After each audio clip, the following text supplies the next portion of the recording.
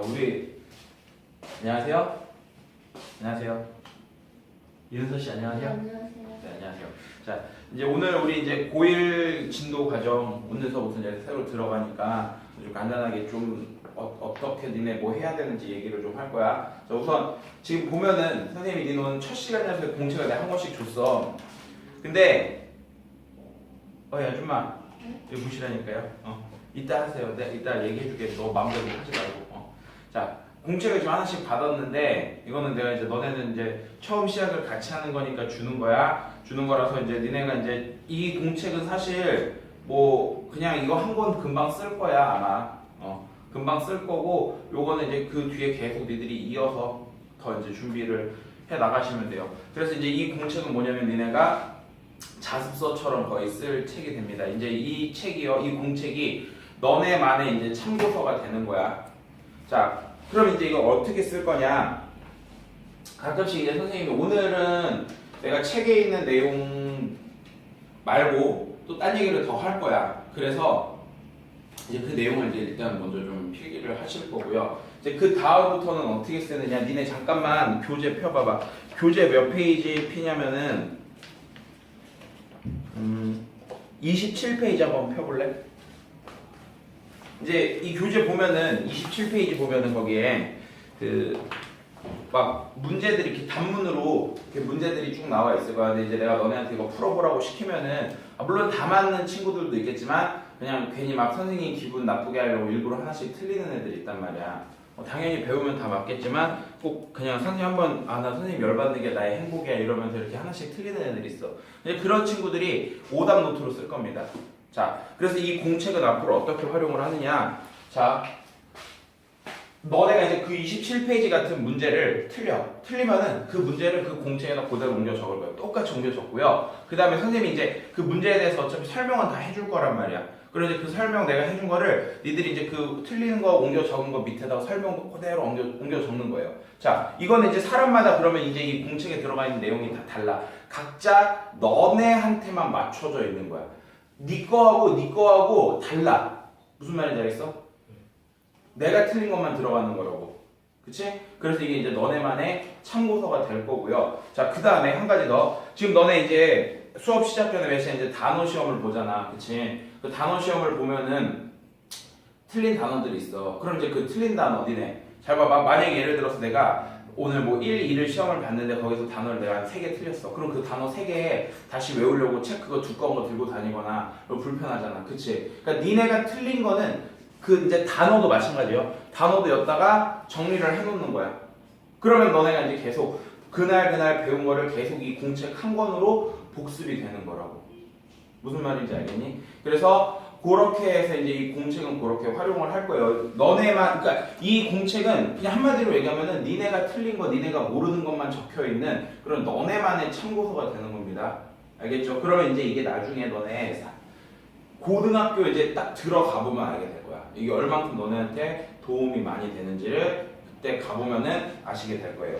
자, 그럼 이제 오늘은 본 그 교재 이 교재의 본 내용에 들어가기 앞서서 너네가 나하고 좀 어휘를 좀 용어를 정리해야 될 것들이 좀 있어. 은서는 이거 예전에 한번 들은 적이 있어. 들은 적 있는데 100% 너 까먹었을 거라고 생각하고요. 그래서 다시 한번 얘기를 해주는데 이거가 어떻게 보면은 가장 중요한 부분입니다. 오늘 하는 내용이 가장 중요한 내용이에요. 알겠어요? 그러니까 꼭 지금 오늘 잘 들으시고요. 먼저 책 접으셔도 돼요. 오늘은 책 지금 접으셔도 되고요. 공책 먼저 피시면 됩니다. 네. 그래서 이제 공책에다가 선생님이 설명한 내용을 적으시면 되는데 내가 적을 시간 따로 줄 테니까 일단 설명 먼저 들어. 같이 생각하는 거. 수업 시간에 선생님 설명할 때 같이 이제 생각을 하고요. 생각하고 그 다음에 이제 그거를 최대한 이해하는 게 너네 오늘 목적입니다. 알겠죠? 자, 첫 번째, 자 우리가 이제 본격적으로 고등학교 이제 어법 이제 그걸 하기에 앞서서 이게 우리가 어법만 하는 게 아니라 독해도 하는 거라고 얘기를 했지, 그렇지? 그렇게 하기에 앞서서 너네가 나랑 이제 오늘 해야 될 게 이런 용어들을 좀 정리를 할 겁니다. 자, 먼저 어떤 거부터 정리를 할 거냐면요. 품사라는 거를 정리를 할 거야. 그 화면 안 보고 나 보면 돼. 알겠지? 저 아 그래? 알았어. 자, 품사라는 걸 이제 얘기를 할 건데, 니네 품사라는 말을 아마 들어봤을 거야. 내가 한번 너네한테 직접 물어볼까? 은서야, 품사가 뭐니? 동사, 주어 이런 거. 품사가 뭐야?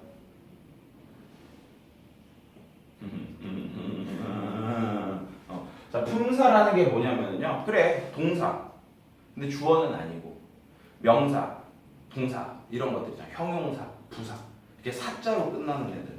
그러니까 쉽게 정의를 하면 이거예요. 품사의 정의는 단어 있죠. 영어 단어요. 단어를요, 문법에 맞춰 분류를 해놓은 거야. 다시 어떻게 분류를 하는 거라고? 문법에 맞춰서. 그래서 이 영어에서 이 품사라고 하는 건 그 이름을 아는 게 땡이 아니야. 이름은 그냥 뭐 너네 그냥 그 이름을 알고 있다고 해서 걔를 아는 게 아니라 얘가 뭐를 하고 있는지 그걸 정확하게 아셔야 돼. 뭐를 하는 거라고? 문법에 맞춰서 단어를 분류하는 거예요. 그러면은 이렇게 생각해 볼게. 품사는 종류가 미리 내가 얘기를 하자면 8가지 종류가 있어. 그 각각의 8가지 종류에 있는 품사들이 그 품사들이 문법적 기능들이 다 따로따로 정해져 있겠죠. 그쵸? 그래서 그 각각에 맞는 문법적 기능에 맞춰서 그 단어들을 써야 된다고. 무슨 말인지 알겠니? 그래서 요 품사라는 게 요 개념이 굉장히 중요합니다. 문법에 맞춰서 단어를 분류를 하셔야 돼요. 자, 그럼 이제 첫 번째 니들이 알고 있는 품사 이런 게 있겠죠. 누구요? 명사가 있죠. 자, 명사. 이거 뭐 문법책을 보거나 아니면 우리 여기 교재 보면은 설명 너무 자세하게 잘 나와 있어. 그 니네가 읽으면 돼. 근데 나는 그냥 핵심만 얘기를 할 거야. 자, 명사는 우리가 뭘 보고 명사라고 하냐면은요. 문장에서요. 주어, 목적어, 보어의 역할을 하는 애들. 다시 내가 문법에 맞춰서 분류한다고 얘기했지. 그럼 명사가 갖는 문법적 기능은 뭐라고? 주어, 목적어, 보어. 이런 역할을 하는 거야. 이런 걸 보고 우리가 뭐라고 그런다? 명사라고 하는 거야. 이해돼? 물론 니네가 중학교 때 선생님 명사는요. 사람, 사물의 이름이요. 뭐 셀 수 있는 명사, 셀 수 없는 명사 이런 거 저 배웠어요. 그래, 잘 배웠어. 근데 그것도 중요한데 일단은 명사는 어떤 기능이 있다? 주어, 목적어, 보어의 기능이 있다. 이거를 아시면 됩니다. 먼저. 알겠죠? 자, 그 다음에 두 번째. 언제 오면 뭐 안 좋은 일 있어요? 왜 이렇게 표정이 어두워? 아니야? 괜찮아? 자, 그 다음에 대명사요. 대명사는 니네 아마 이렇게 배웠을 거야. 명사를 대신하는 말. 그러니까 당연히 얘도 누구를 어떤 역할을 가지겠니? 주어, 목적어, 보어 이런 역할을 하는 겁니다. 알겠어요? 자, 세 번째 동사. 어떻게 보면은 동사는 가장 이제 중요한 부분이야. 동사가 어떻게 보면 영어에서 가장 이제 중요한 부분인데 동사는 분류를 우리가 여러 가지를 할 수가 있어. 뭐 자동사, 타동사 이렇게 분류할 수도 있고 아니면 뭐 일반 동사, 조동사, 비동사 이렇게 분류할 수도 있고요.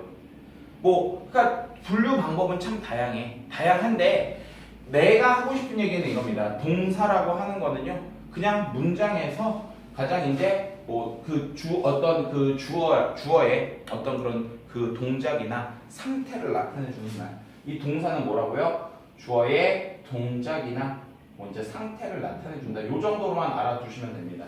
이거는 제가 이제 문장 성분 가서 다시 한번 얘기를 할 거예요. 자, 그다음에 이제 네 번째.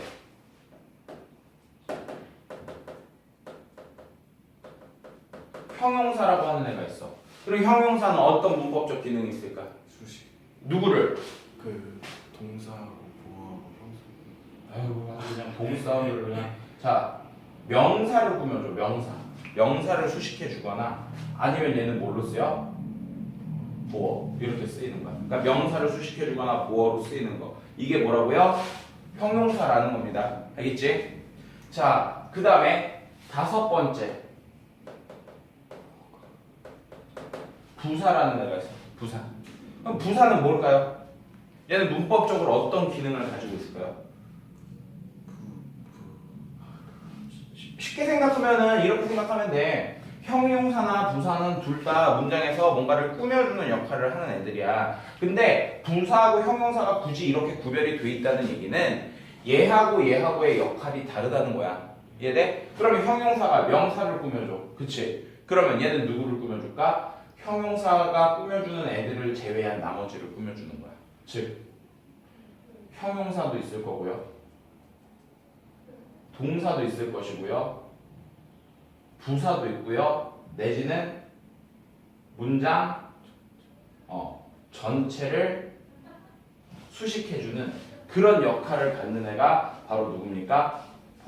부사가 되는 겁니다. 알겠어요? 자, 그럼 이제 여기까지 해서 우리가 부사까지 알아봤어. 근데 부사는 내가 미리 하나 얘기를 더 할 게 있어. 어떤 거냐면 뒤에 가서 내가 좀 더 너네한테 설명하기 편하려고 일부러 얘기를 하는 건데 장소, 시간, 이유, 방법.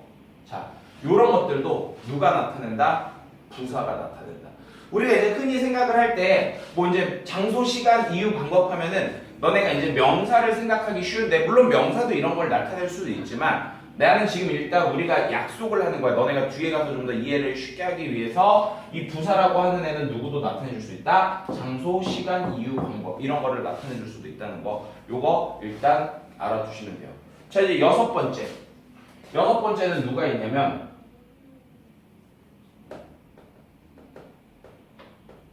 전치사라는 애가 있어요. 전치사. 그럼 전치사는 뭐냐? 전치사 얘기하기 앞서서 그럼 한 가지 더. 7번째. 접속사라고 하는 애도 있어. 형용사, 부사가 좀 뭔가 비슷한 케이스고 명사, 대명사를 좀 약간 묶어서 생각해보면은 요 전치사, 접속사도 같이 좀 묶어볼 수 있어. 어떻게? 얘네 둘 다 뭐를 해주는 애들이냐면은 연결을 뭔가 해주는 애들이야. 그러면 전치사라고 하는 거는 뭘 연결해주는 거냐면 명사와 명사 사이에 들어와서 명사와 명사를 연결을 해줘. 이해돼? 그러면 여기에서 내가 이 모양을 좀 이렇게 해볼게.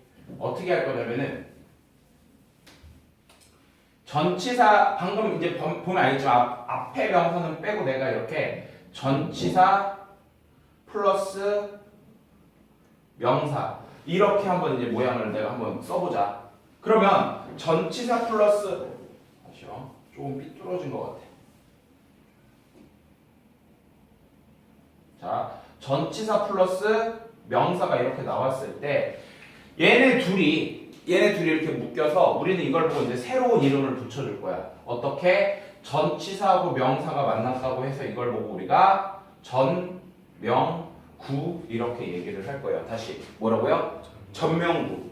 그냥 이렇게 일단 이렇게 기억을 해줘. 왜냐면 이제 좀 이따 선생님이 이제 구가 뭔지 얘기를 또 해줄 거니까. 알겠지? 자, 그래서 이런 전명구. 얘네 이런 걸 보고 이제 전명구라고 얘기를 하는데 전명구라고 하는 게 또 이제 문장 속에서 무슨 역할을 하냐면은 얘는요. 형용사 내지는 뭐 부사의 역할을 하는 거야. 그래서 이 형용사나 부사 역할을 한다고 치면은요. 아까 앞에서 봤던 이 4번, 5번에서 얘기했었던 형용사, 부사하고 역할이 같다는 걸 우리가 알 수 있다고요. 알겠습니까? 그래서 전치사는 우리가 어떻게 기억을 하자? 전치사라고 하는 거는 그 뒤에 누가 온다? 명사가 와서 걔가 어떤 역할을 해낸다? 전명구의 역할을 해낸다. 이렇게 되는 겁니다. 그럼 그 전명구는 문장에서 무슨 역할을 한다? 형용사나 부사의 역할을 한다. 그럼 형용사는 무슨 역할이다? 명사를 수식해주거나 보호의 역할을 한다. 그럼 부사는 무슨 역할을 한다? 형용사, 동사, 부사, 문장 전체를 수식해주거나 장소, 시간, 이유, 방법 등을 나타낸다. 이런 식으로 너네가 이게 자유자재로 이 말이 나와야 돼. 이 개념이 머릿속에 박혀 있어야 니들이 어법 문제를 풀 때 이해가 빨리 되고요. 문장을 좀 더 빨리빨리 해석을 하실 수가 있어. 영작도 잘할 수 있고. 자, 그 다음에 이제 접속사. 접속사라고 하는 건 이렇게 생각하시면 돼. 그냥 문장과 문장을 연결을 해주는 거다. 자, 8번째로 누가 있냐? 감탄사라는 게 있어요. 감탄사는 솔직히 뭐 그냥 몰라도 사는데 지장 없어요. 얘는 그냥 뭐 우리가 뭔가 이렇게 감탄했을 때 나오는 거. 니들이 되게 잘 쓰는 말 있잖아. 슉 이거. 이런 게 다 감탄사예요. 알겠죠? 막 와우 막 이런 거. 이런 게 다 감탄사야. 알겠지? 자, 이렇게 해서 우리가 품사라는 건 이제 이런 거라는 걸 알아봤어. 근데 품사 다시 한번 품사는 뭐다? 단어를 문법에 맞춰 분류한 거야. 그래서 그러니 각각의 품사가 가지는 이런 문법적인 특징들 요거를 너네가 정확하게 알고 있어야 돼. 알겠지? 하나 더 덧붙여서 얘기하자면 자, 동사라고 하는 거는 항상 해석이 어떻게 된다? 뭐뭐 다 이렇게 해석이 된다는 거. 그거 하나 더 추가해서 알아볼게요. 자, 그럼 여기까지 해서 우리가 알아본 게 뭐냐? 품사가 되는 거야. 자, 그럼 이어서 어떤 걸 알아볼 거냐면은 두 번째 그 구와 절이라는 얘기를 좀 한번 해볼 겁니다. 구와 절이요. 알겠습니까? 이 구하고 절은요 상당히 되게 중요한 개념이기 때문에 좀 이렇게 길게 갈 거야. 옆으로 이렇게 좀 길게 갈 거라서 먼저 너네 지금 잠깐 내가 시간 줄 테니까 저 품사 먼저 좀 적어 놓으세요. 알겠죠? 그리고 저거 지우고 할 거니까 알겠지?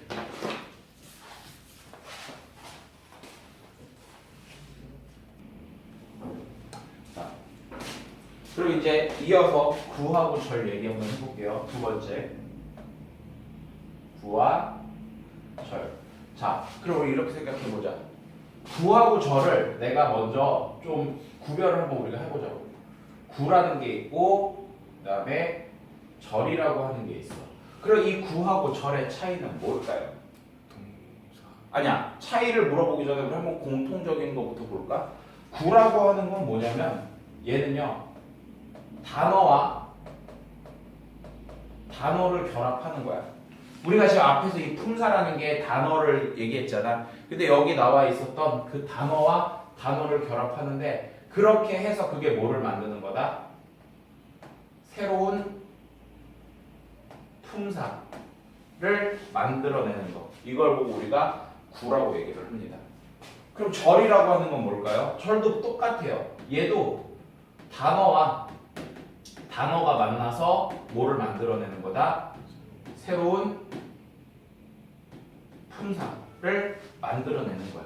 그러면 이때 차이점이 뭔가 우리가 이제 생각을 해보자고. 차이점이 이거예요. 절이라고 하는 애는 반드시 이 단어가 뭐여야 되냐면은 주어 동사가 돼야 돼. 주어 동사. 그럼 선생님 주어랑 동사는 뭔데요? 좀 이따 얘기해 줄게. 주어 동사여야 되고 구는요 이 단어와 단어의 관계가 절대로 주어 동사면 안 돼. 무슨 말인지 알겠니? 그 차이점이 있는 거야. 그거를 제외한 나머지의 역할은 거의 다 같다고 보면 돼. 그럼 니네 이제 잘 봐봐. 내가 분명히 뭐를 만든다고 그랬어 지금? 새로운 품사를 만든다고 얘기를 했지. 그치? 그리고 이제 이 새로운 품사라는 거는 여기에 있는 애가 나올 거 아니야. 그치? 그게 이제 대표적으로 누가 있냐? 각각 세 가지가 있어요. 각각 새로운 품사가 세 가지가 있다고 생각을 하면 돼. 첫 번째, 누구? 명사가 있어요. 그 다음에 형용사라는 게 있고요. 그 다음에 부사라고 하는 애가 있어. 그러면 이 절이라고 하는 애도 마찬가지야.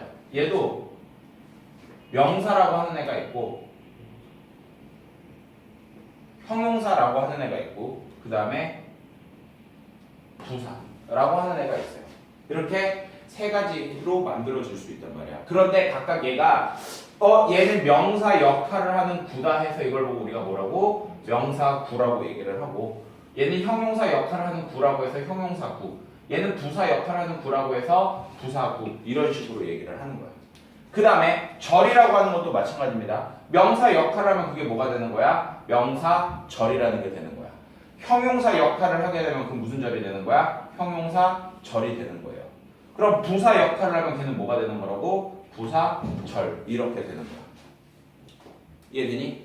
그러면 얘네들 내가 문제 한번 내볼게. 지금 얘네가 각각 이렇게 뭐 명사구가 있고 형용사구가 있고 부사구가 있고 명사절, 형용사절, 부사절이 있는데 얘들의 각각의 역할은 어떻게 될까요? 한번 물어봅시다. 명사는 똑같죠. 뭐가? 명사구는 뭐라고? 명사는 그냥 맞아. 얘는 잘했어. 명사구라고 하는 거는 아까 우리가 여기 했었던 명사랑 하는 역할이 똑같아. 그럼 당연히 이 명사구는 무슨 역할을 한다고 문장에서? 주어, 목적어, 도어의 역할을 하는 거야. 아주 잘했어.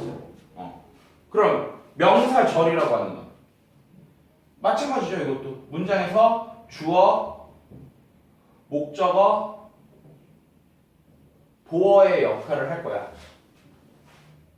잘했어. 이렇게 하는 거야. 그러면은 야, 형용사는 그럼 무슨 역할을 할까? 형용사구는요? 명사 그래, 명사를. 수식하고 그래, 명사를 수식하거나. 보호 역할. 그래, 뭐 보어 역할을 하겠지.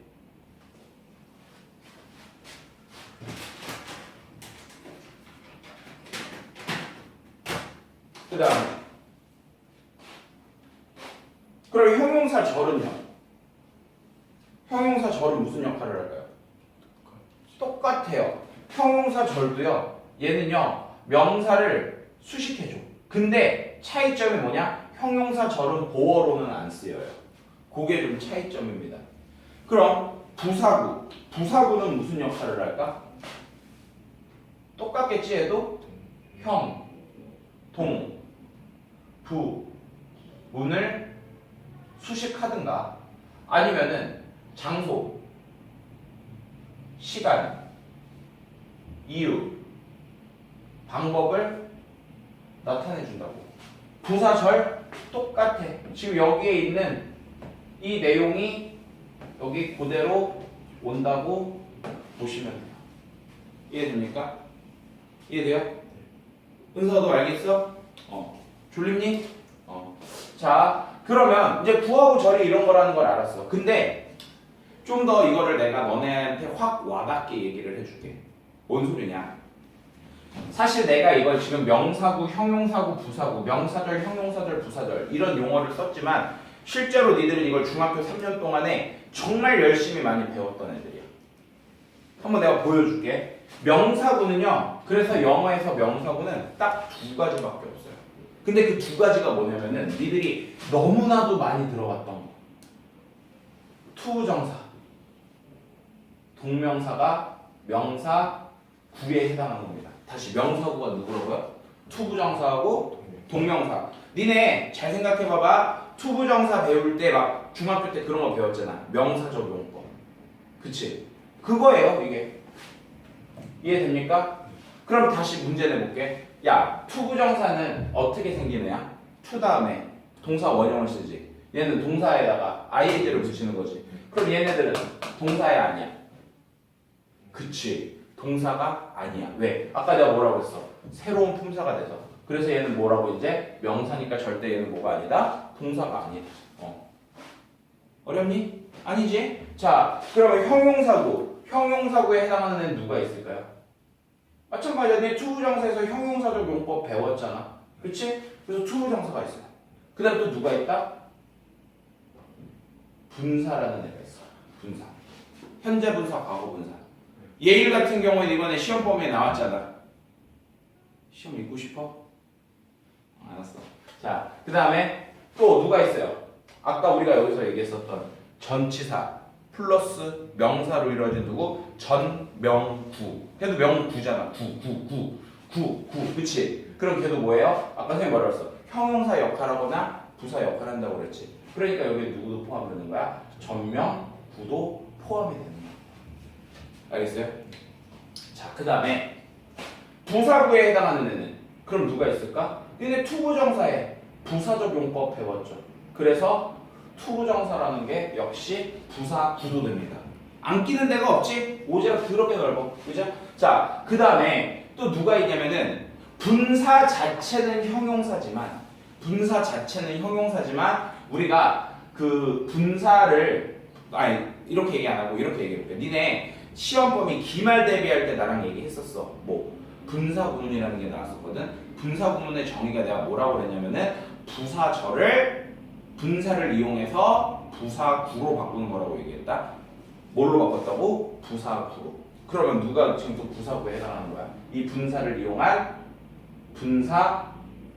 분사구문이라고 하는 게 어디에 해당하는 애라고요? 부사구에 해당하는 애들이라고요.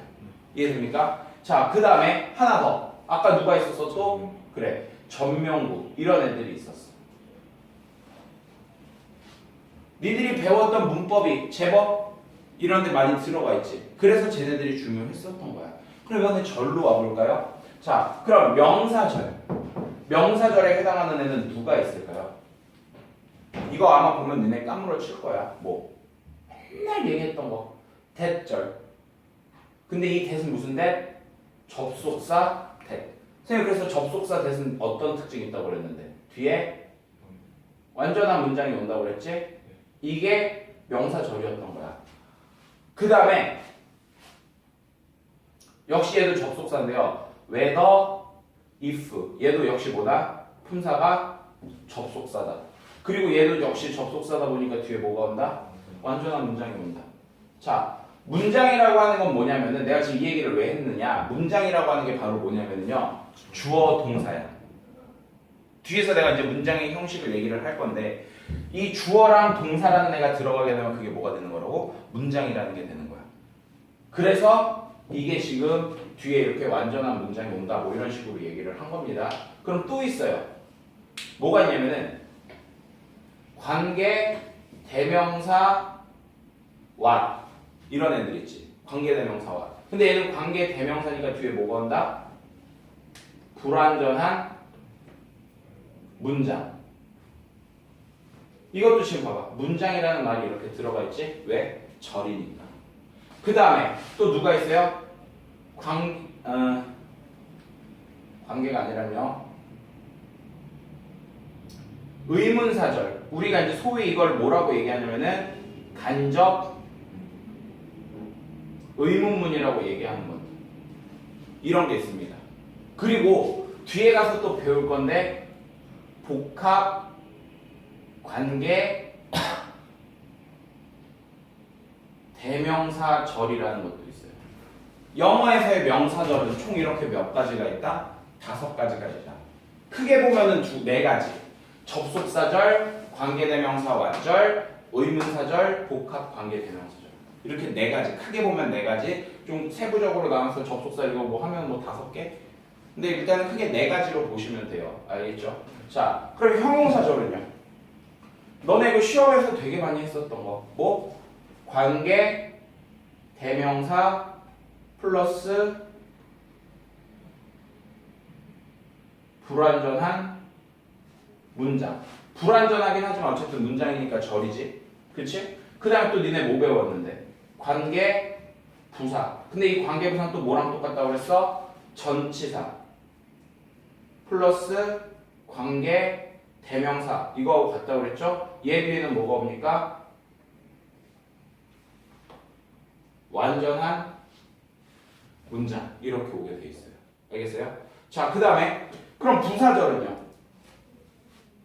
니네 예일여중 같은 경우에 그런 거 있었어. 터키 갔다 온 거, 이스탄불. 그치? 거기서 하다 보면 그런 거 있다. 그 내가 뭐 비행기를 타고 도착했을 때 뭐 이런 거 했을 때. 그 때 같은 거. 그 다음에 뭐뭐 하는 동안에나 뭐뭐 하는 반면에 이럴 때 했었던 거. 기억나니? when, while 이런 거. as. 맞아? 너도 그런 거 나왔잖아. while 같은 거 나왔었잖아. when하고. 그치? 자, 이런 것들. 이런 걸 보고 우리가 뭐라고 얘기하냐면은 부사절 접속사라고 얘기를 합니다. 물론 문법책에 보면은 부사절을 이끄는 종속 접속사 해서 이렇게 길게 나오지만 선생님은 그냥 부사절 접속사라고 얘기할 거야. 근데 얘도 접속사다 보니까 뒤에 뭐가 나와야 돼? 그렇지. 완전한 문장이 나오는 거야. 그래서 이거를 구로 바꿔주면 뭐가 되는 거라고? 분사 구문이 되는 거라고. 알겠어요? 이렇게 각각 우리 영어에서 나오는 모든 명사구, 형용사구, 부사구, 명사절, 형용사절, 부사절을 선생님이 지금 이렇게 다 한 판에 그냥 정리를 해놓은 거야. 이거를 너네가 머릿속에다가 집어넣어야 돼. 그래야지 그 다음부터 너네가 공부하기가 되게 편해져. 미리 얘기하는데요. 우리가 중학교 때하고 고등학교 때하고 제일 달라지는 것 중에 하나가 좀 이렇게 뭐라고 그럴까요? 양 자체가 일단 굉장히 늘어나기 때문에 여러분들이 지금요 이 시기에 예비 고1 과정 이 시기에 학습량을 늘려놓지 않으면은 고등학교 가서 공부하는데 되게 힘들어. 근데 그 와중에 영어는 좀 외워야 될 게 많아요. 근데 무조건 뭐 외우는 건 아니고 내가 지금 계속 너네한테 최대한 좀 이해를 시켜주면서 니네가 지금까지 배웠던 개념들 그거를 지금 다 이렇게 정리해서 보여주고 있는 거잖아. 그치? 또 이것도 지금 적어보세요. 이거 적고 잠깐 쉬었다 할게요.